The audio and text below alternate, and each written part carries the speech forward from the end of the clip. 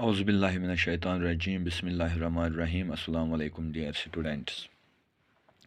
जैसे आप सभी स्टूडेंट जानते हो कि विंटर वेकेशन चल रहा है। विंटर वेकेशन में भी आपका स्कूल आपके साथ हैं और आपका ऑनलाइन ऑफलाइन क्लासेस चल रहे हैं। According to the time table आपके टीचर्स आपको अपना क्लास अपने ग्रुप में सेंड करता है। इससे पहले जो हमने डिस्कस किया था, एक जो ऑर्डर था हमारे स्कूल की तरफ से, एडमिनिस्ट्रेटिव काउंसिल की तरफ से, आप इसमें से हाईलाइट फ़िलहाल कीजिए। जो हमने प्रोजेक्ट वर्क दे दिया है बच्चों को विंटर के लिए, वो प्रोजेक्ट वर्क आपको डिस्कस करने हैं, वही हम डिस्कस कर रहे हैं। जिसमें से पहले चैप्टर में भी हमने डिस्कस किया कैसे पढ़ना है, अपने टीचर के साथ कैसे क्या पूछना है, क्या क्या चीज़ आपको क्लियर करने हैं, वो मैंने पहले चैप्टर में आपको बताया था, पहले इस वॉइस में मैसेज में। आज जो नेक्स्ट चैप्टर है नेशनलिज्म इन इंडिया। जैसे आपने अपने ट्यूशन्स में पहले चैप्टर को क्लियर किया होगा, आपने नेशनलिज्म को समझा होगा, यहाँ पे आपको इजी होगा नेशनलिज्म समझना। वो पहला वाला चैप्टर आपको पूरा यूरोप जो एक कॉन्टिनेंट था जिसमें आपको नेशनलिज्म का कंसेप्ट था, यहाँ पे आपको सिर्फ पर्टिकुलरली इंडिया का कंसेप्ट पढ़ना है। पढ़ना क्या है? First one, it is first world war. पहले आप अपने टीचर से बेटा ये क्लियर करोगे कि फर्स्ट वर्ल्ड वार और इंडिया की जो स्ट्रगल है नेशनलिज्म की, इसमें और फर्स्ट वर्ल्ड वार में क्या रिलेशन है। फर्स्ट वर्ल्ड वार होता है बेटा 1914 में, ख़त्म हुआ 1918 में। उस दफ़ा इंडिया आज़ाद भी नहीं हुआ था, स्ट्रगल कर रहे थे इंडिपेंडेंस के लिए। कनेक्शन क्या है फर्स्ट वर्ल्ड वार और इंडिया के स्ट्रगल में? इन दोनों के बीच में आपको अपने टीचर से ये क्लियर करना है कि क्या कनेक्शन है। और फिर आपको अपने टीचर से क्लियर करना है सर जी, अगर फर्स्ट वर्ल्ड वार हुआ 1948 में, इसके मेन काजेज़ क्या हैं। काजेज़ भी आपको डिस्कस करने हैं, वजह क्या थी दुनिया में वार हुआ और इंडिया के साथ क्या कनेक्शन है। सेकंड, आपको अपने टीचर के साथ ये डिस्कस करना है खिलाफत एंड नॉन कोऑपरेशन मूवमेंट। खिलाफत जिसकी शुरुआत हुई है खलीफाज, खिलाफत सिस्टम जो तुर्की का था, और इंडिया में नॉन कोऑपरेशन मूवमेंट हुआ 1920 में। यह भी अपने टीचर के साथ आपको क्लियर करना है, इन दोनों के बीच में क्या कनेक्शन है, क्या रिलेशन है। आप जब अपनी हिस्ट्री को सेकंड चैप्टर देख लोगे, आपको मिलेगा पहला टॉपिक फर्स्ट वर्ल्ड वार, खिलाफत एंड नॉन कोऑपरेशन मूवमेंट। ये अपने टीचर से क्लियर करो इन तीनों के बीच में क्या कनेक्शन है आपस में। फर्स्ट, सेकंड एंड थर्ड, इन तीनों के बीच में क्या कनेक्शन है। और आगे जब आप बढ़ोगे, एक एक पॉइंट आप क्लियर करोगे इनमें, जो मैंने फर्स्ट वर्ल्ड वार का कॉज इफेक्ट, इसमें कितने ग्रुप्स हुए, वन साइड कौन था, सेकंड साइड कौन था, इंडिया का क्या कनेक्शन था बीच में, ये आपको क्लियर करना है। उसके बाद यहाँ पे एक लर्निंग ऑब्जेक्ट यहाँ पे लिखा है, for example it is civil disobedience movement जो 1930 में हुआ है।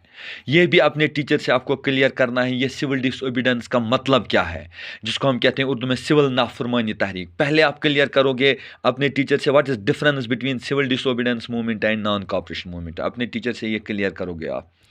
फिर आप सिविल डिसोबीडियंस कब से शुरू हुआ, कहाँ पे शुरू हुआ, किसने शुरू किया, कैसे शुरू किया, वो क्लियर करना है। बाद में अपने टीचर से यह भी क्लियर करोगे आप सिविल डिसोबीडियंस मूवमेंट में हिंदुस्तान के किस किस ग्रुप ने शमूलियत की। उन्होंने अपनी अपनी कुछ मतलब थी, उनको अपना कुछ मतलब था, उन्होंने सिविल डिसोबीडियंस मूवमेंट में शमूलियत की, या वो चाहते थे कि हम हिंदुस्तान से बिल्कुल ब्रिटिश से छुटकारा पाना चाहते हैं। ये भी अपने टीचर से आपको क्लियर करना है, अपने मतलब के लिए काम किया। या फिर आप ये क्लियर करोगे अपने टीचर के साथ कि सिविल डिसोबीडियंस मूवमेंट जो है इस ग्रुप में, इस मूवमेंट में किस किस ग्रुप ने शमूलियत नहीं की, उसका बताना है। That very groups who have not joined the civil disobedience movement. For example, मैं अगर अपने आपका टीचर कहेगा, एक तो दलित्स थे जिनको अनटचेबल्स कहते थे, या सेकंड जो मुस्लिम्स थे, इन्होंने भी ज्वाइन कम किया। अगर किया, सर बताएगा आपको दलित्स ने नहीं किया, आपको कहना था वाई, ऐसा क्यों किया दलित्स ने ज्वाइन नहीं किया। सो वो कहेगा मुस्लिम्स ने नहीं किया, ऐसा क्यों किया मुस्लिमों ने, उनने ज्वाइन नहीं किया। वो कहेगा फॉर एग्जाम्पल किसी वुमेन ने शमूलियत की, हिंदू वुमेन ने, क्यों की, वो आपको क्लियर करना है। इसी तरीके से राउलेट एक्ट 1919 में हुआ था, जो पास किया था ब्रिटिश कंपनी ने। इस राउलेट एक्ट में जो मेन एलिमेंट था, इसमें मेन लिखा क्या था, इस एक्ट के मुताबिक क्या हुआ था इंडिया में। इस एक्ट में वो जो प्रिजनर्स थे 2 ईयर ट्रायल उनकी नहीं हो सकती हैं, वो क्यों हुआ, ऐसी की मजबूरी थी कंपनी को, उन्होंने इंट्रोड्यूस यहाँ पे किया। यह आपको क्लियर करना है। और इसका नाम दिया जाता है ब्लैक एक्ट इन इंडिया। इस राउलेट एक्ट अगर ब्लैक एक्ट कहा गया, क्यों कहा गया, फिर एक जलियांवाला बाग मैसेकर हुआ 13 अप्रैल, याद रखना इट्स 1919। क्यों हुआ, मरने वालों की तादाद क्या थी, इसमें से वो मार्शल लॉ हुआ। टीचर से क्लियर करना है, यहाँ पे जो ब्रिटिश गवर्नमेंट थी मार्शल लॉ किया था। मार्शल लॉ का मतलब क्या होता है, और जलियांवाला बाग मैसेकर लोकेट कीजिए। ये जलियांवाला बाग अमृतसर, आपको अपने इंडियन मैप पे आपको फिर वो लोकेट करना है, वो आपको क्लियर हो जाएगा। फिर जलियांवाला बाग में मरने वालों की तादाद क्या थी, और कैसे वहाँ पे जो अनआर्मड फोर्स वहाँ पे हुआ, अनआर्मड पीपल जो वहाँ पे आर्मी घुस आई, 10 मिनट गोलियां चली, कैसे क्या किया लोगों के साथ, वो आपको बेटा वहाँ पे क्लियर करना है।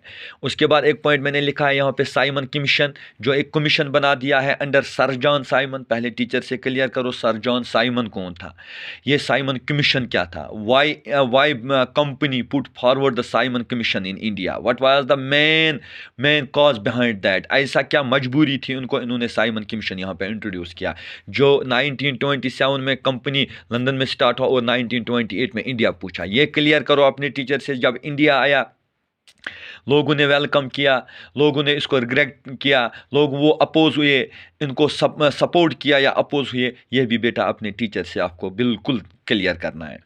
साथ ही मैं अपने टीचर से आपको एक पॉइंट यहाँ पे मैंने लिखा है कॉलोनलिज्म। कॉलोनलिज्म क्या होता है, ये बहुत सारे टर्म्स आपको क्लियर करना है। इसमें कॉलोनलिज्म एक, या फॉर एग्जांपल या कैपिटलिज्म कंसेप्ट है, ये क्लियर करना है, या फ्यूडलिज्म एक कंसेप्ट है, ये क्लियर करना है, या आपको सोशलिज्म एक कंसेप्ट है, ये क्लियर करना है। ये टीचर से आपको बाज़ाब्ता तौर पर क्लियर करना है। जब आपको ये क्लियर हो जाएगा, फिर आपसे पूछा जाएगा क्या था राउलेट एक्ट। जब आपको क्लियर हुआ होगा कि राउलेट एक्ट ऐसा था, इसमें ये लॉ पास हुआ, इसमें ये लॉ पास हुआ, ये आपको क्लियर करना है। और मूवमेंट्स की एक सीक्वेंस बना लेना। ये जो चैप्टर है आपको, ये आपको बेटा याद रखना है, ये चैप्टर आपको स्टार्ट करना है इंडियन स्ट्रगल 1914 से लेकर अप टू 1947। इसमें से आपको 1914 लखनऊ पैक्ट पढ़ना है, ये क्लियर करना है।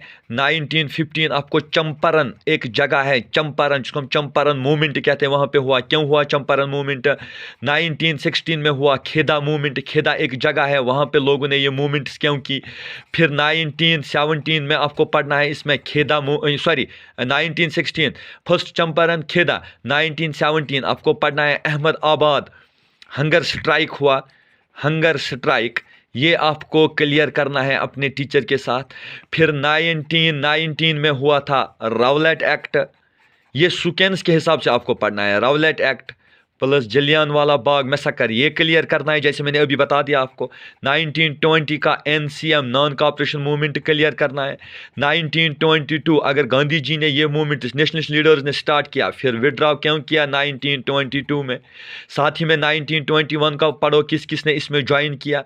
फिर आप 1927 पे आओगे साइमन कमीशन पे, वो क्लियर करना है। फिर 1928 पे आओगे साइमन कमीशन अराइवल जब हुआ इंडिया में, वो क्लियर करोगे। 1929 का राउंड टेबल कॉन्फ्रेंस जो हुआ था, लॉर्ड इरविन जो रिजेक्ट किया था गांधी जी ने, वो क्लियर करना है टीचर के साथ। 1930 जो डांडी मार्च, जिसको हम सिविल डिसोबीडियंस मूवमेंट यहाँ पे मैंने लिखा, वो क्लियर करोगे। और 1931 32 up to equal Cripps mission है, क्या वो आपके सिलेबस में, लेकिन पढ़ लेना अपने टीचर के साथ सामने। वो क्रिप्स मिशन है, कैबिनेट मिशन है, मून बैटन प्लान है, up to the 1947 Mountbatten. ये आपको एक सीक्वेंस में आपको ये ठीक रहेगा और आप ये लेक्चर अच्छे से ग्रास अप कर सकते हो। I hope you understand it, किस तरीके से आपको अपने टीचर के साथ ये क्लासेस लेनी है। साथ ही में मैंने पहले चैप्टर में आपको कहा था कि आपका ये प्रोजेक्ट वर्क थोड़ा हमें भी पता चले आप क्या करते हो, तो इसके लिए आपको यहाँ पे मैंने वहाँ पे उन्होंने उस वक्त सेंड बहुत सारे स्टूडेंट्स ने नहीं किया। यहाँ पे आपको क्या करना है, जहाँ जहाँ पे स्ट्रगल्स हुए, जैसे आपको इसमें एक इवेंट्स पढ़ना है, अवध के बारे में पढ़ना है, आंध्र प्रदेश के बारे में, जहाँ जहाँ पे कोई इवेंट हुआ इस स्ट्रगल से 1914 से लेकर 1947 तक, वो आपको एक मैप पे लोकेट करनी है वो जगह, और बाद में मुझे सेंड करोगे। और इसी तरीके से आप ये कंसेप्ट क्लियर करोगे इंशाल्लाह। हर एक जो चैप्टर प्रोजेक्ट वर्क दिया गया, पहले मैं हर एक चैप्टर को आपको बताऊंगा कैसे पढ़ना है, फिर एक एक करके हम भी वो डिस्कस करेंगे। Hope for the understanding, may God bless you.